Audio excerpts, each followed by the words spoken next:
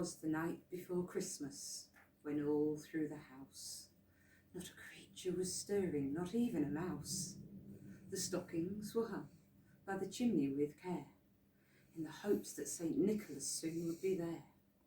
The children were nestled all snug in their beds, with visions of sugar plums danced in their heads.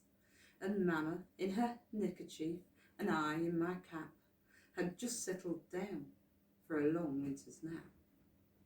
When out on the lawn there arose such a clatter, I sprang from my bed to see what was the matter. Away to the window I flew like a flash, tore open the shutters and threw up the sash. The moon on the breast of the newly fallen snow gave the lustre of midday to objects below. When what to my wondering eyes should appear but a miniature sleigh and 8 tiny reindeer, with a little old driver so lively and quick, I knew in a moment it must be St. Nick. More rapid than eagles his coursers they came, and he whistled and shouted and called them by name. Now Dasher, now Dancer, now Prancer and Vixen, on Comet, on Cupid, on Donner and Blitzen, to the top of the porch, to the top of the wall.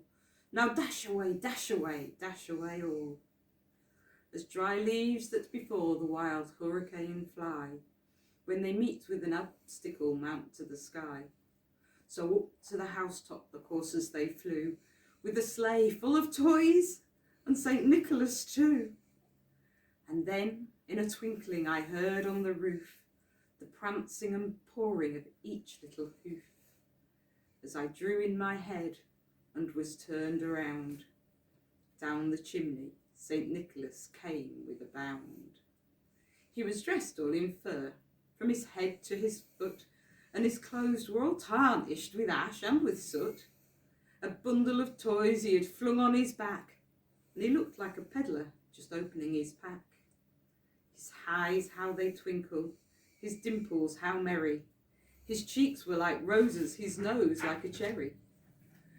His droll little mouth was drawn up like a bow, and the beard of his chin was as white as the snow.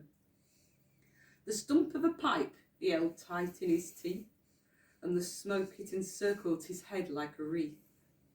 He had a broad face and a little round belly that shook when he laughed like a bowl full of jelly. He was chubby and plump and a right jolly elf, and I laughed when I saw him in spite of myself. A wink of his eye and a twist of his head soon gave me to know I'd nothing to dread.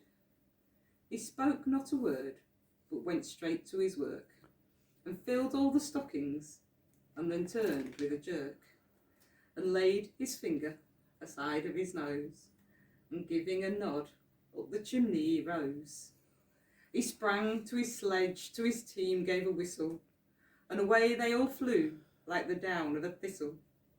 But I heard him exclaim, ere he drove out of sight, Happy Christmas to all, and to all a good night.